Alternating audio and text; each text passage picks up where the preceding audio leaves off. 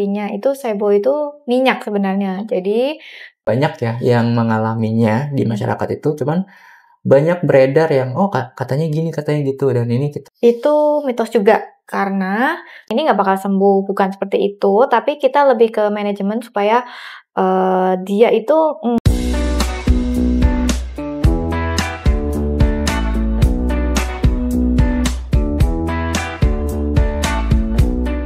Halo Sobat Pandawa, kembali lagi dengan saya Aditya Ananda di podcast Tanya Dok.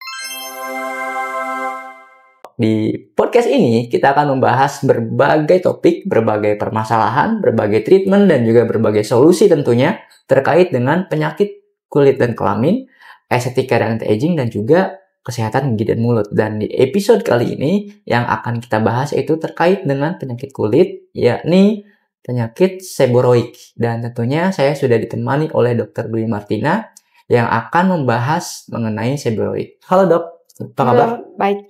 Dan kita sekarang lanjut ke seboroik nih Dok. Iya. Yang ingin saya tanyakan yaitu sebetulnya seboroik itu apa? Seboroik itu mungkin bahasa kedokteran, kalau diterjemahkan artinya itu sebo itu minyak sebenarnya. Jadi mungkin di sini kita bahas tentang penyakit seboroik adalah suatu inflamasi atau peradangan kulit yang terjadi di area yang ada si kelenjar minyaknya itu. Seperti kulit kepala, kemudian area wajah pun juga bisa, yaitu biasanya dikenal dengan area T-zone, yaitu alis dan tepi hidung ya biasanya. Kemudian kadang-kadang juga di daerah janggut, ya daerah berambut. Biasanya kalau daerah berambut ada kelenjar minyaknya. Kemudian di area belakang telinga, kadang-kadang di dalam telinganya juga bisa. Kemudian kadang-kadang bisa di area dada dan punggung gitu. Dan gejalanya biasanya berupa ruam kemerahan, ya maksudnya kulitnya ada keruam kemerahan yang disertai dengan ketombe atau sisik ya. Kalau ketombe udah tahu lah ya, bentuknya kayak sisik seperti itu, disertai biasanya dengan rasa gatal, agak-agak perih, panas mungkin gitu. Sebetulnya penyebabnya itu kenapa Dok bisa terjadi seboroik? Minyakkah atau seperti apa? Atau ada kelembapan khusus yang terjadi atau seperti apa? Ya, sebenarnya itu kan peradangan inflamasi yang menyerang kulit area yang memiliki kelenjar minyak. Biasanya ya mungkin kadang-kadang bisa dipicu, misalkan karena kayak stres atau punya beberapa penyakit, misalkan kayak autoimun juga bisa. Atau kadang-kadang paling sering penyebabnya bisa disertai dengan koinfeksi oleh jamur gitu. Jamur. Ya. Nah, oke, ini kita masuk ke sesi mitos fakta nih Dok. Karena seboroik kan juga banyak ya yang mengalaminya di masyarakat itu, cuman banyak beredar yang katanya gini katanya gitu, dan ini kita coba luruskan di sini di podcast Tanya Dok. Dan katanya seboroik itu bisa sembuh total kalau diobati. Itu gimana Dok? Mitos fakta? Itu mitos. Ya, karena sebenarnya seboroik itu kan suatu peradangan kronis. Kronis itu artinya lama. Biasanya sih kambuh-kambuhan. Ya, jadi yang mungkin bukan mau mengecilkan hati orang yang punya penyakit seboroik nggak sembuh gitu, bukan. Tapi pada lebih intinya kita itu lebih kayak mengontrol lah, mengontrol si penyakitnya itu supaya nggak flare up atau maksudnya akut kambuh. Dengan cara apa ya? Mungkin kita bisa treatment ya, misalkan dengan shampoo khusus untuk ketombe ya. Kemudian mungkin kalau paling sering kan tadi saya bilang koinfeksi dengan penyakit jamur, ya kita obati dengan obat-obat jamur misalkan seperti itu. Dan manajemen stres mungkin juga bisa gitu. Nah, ini yang selanjutnya, kalau kulit kepala bersisik dan gatal itu sudah pasti seboroik. Mitos atau fakta? Itu mitos juga karena mungkin ini lebih kalau misalkan orang awam tahu kan ketombe ya, seboroik ketombe. Nah, ada beberapa penyakit yang sebenarnya agak mirip seperti ketombe ya, atau kadang-kadang dia kayak kalau di kita itu mungkin kayak sudah tumpang tindih dengan penyakit lainnya. Yang paling sering dikira seperti seboroik atau ketombe itu satu penyakit namanya psoriasis atau autoimun ya. Iya. Dia itu mirip sekali ya. Karena susah Sering dibedakan ya. susah ya. Karena cirinya mirip, dia ruam merah disertai dengan sisik yang tebal biasanya, seperti lapisan lilin itu satu. Yang kedua, biasanya kadang-kadang sering disalah artikan juga bisa dengan penyakit tinea atau jamur. Ya, karena mirip juga. Biasanya kalau jamur kan agak kemerahan, ada ruam, ada sisik juga. Dan gatal juga kan biasanya. Kemudian yang ketiga bisa dermatitis kontak, alergi atau eksim. Kan dia juga seperti ruam, kadang-kadang kayak kulit kering, ada sisiknya. Nah, itu. Gitu. Nah, ini yang terakhir. Katanya seborrheic itu bisa menyebar ke wajah dan bagian dada. Itu gimana? Itu fakta. Karena tadi daerah wajah, khususnya area T ya, yang alis, T-zone itu kadang-kadang di daerah dekat bibir ya, itu biasanya kan ada kelenjar minyak juga, jadi itu bisa menyebabkan bisa muncul si seborrheic atau ketombe. Gitu. Oke, ini sudah terjawab ya dok ya, mitos dan fakta terkait dengan seborrheic. Dan terakhir nih dok, bukan terakhir, ini masih banyak lagi, ada 2 lagi nih. Untuk pencegahan seborrheic itu bagaimana dok?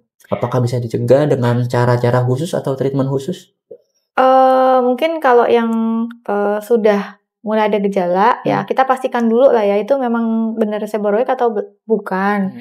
Ya kan ke dokter, supaya nanti bisa didiagnosa ini ke arah mana gitu. Karena tadi kan gejalanya agak mirip-mirip beberapa penyakit yang disebutkan ya.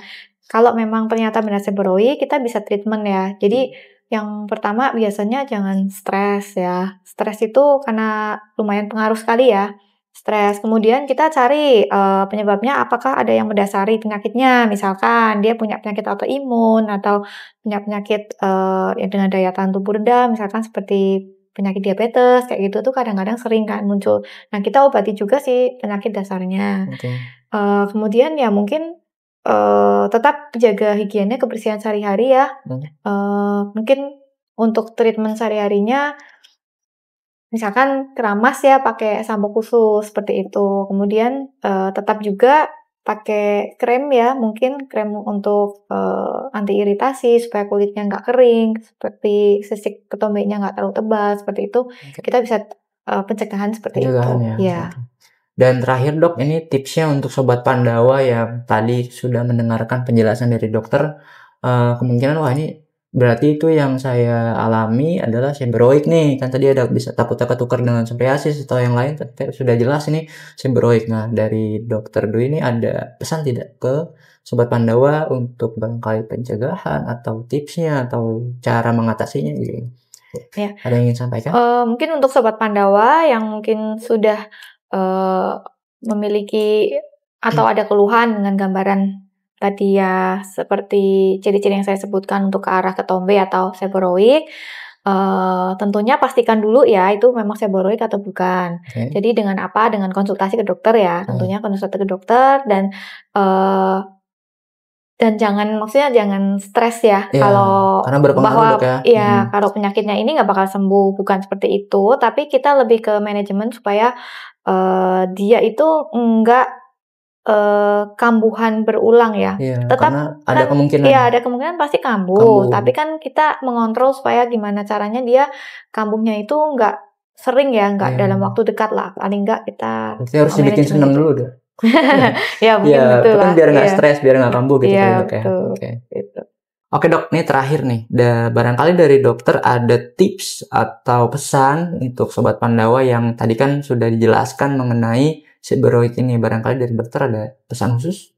Ya, mungkin untuk sobat Pandawa yang mungkin setelah nonton ini kok dipikir-pikir, kayaknya saya ini ada penyakit ke arah sana gitu ya. Tapi pastikan dulu aja dengan konsultasi dulu ke dokter supaya dokter menentukan memang itu benar seborrheic atau enggak ya.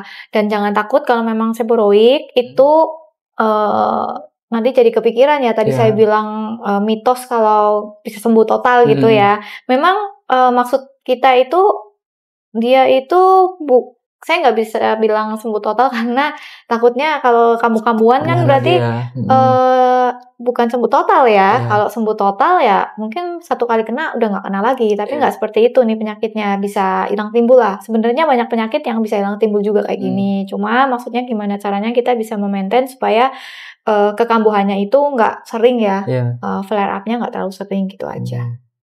Oke, cukup Dok? Cukup. Oke, tadi karena sudah jelas sekali terkait dengan seboroik dan akhirnya di episode kali ini diakhiri sampai di sini saja. Tapi jangan khawatir Sobat Pandawa karena masih banyak episode-episode selanjutnya dan masih banyak permasalahan dan topik yang akan kita bahas terkait dengan penyakit kulit dan kelamin, kesehatan gigi dan mulut dan juga estetika dan anti-aging. Makanya jangan kemana-mana, stay tune terus di Klinik Utama Pandawa officialnya YouTube-nya. Di subscribe, like, comment, dan share supaya kalian stay tune terus. Tapi kalau misalkan ada pertanyaan khusus untuk dokter bisa langsung ditanyakan di kolom komentar. Saya Aditya Ananda. Dan saya Dr. Martina.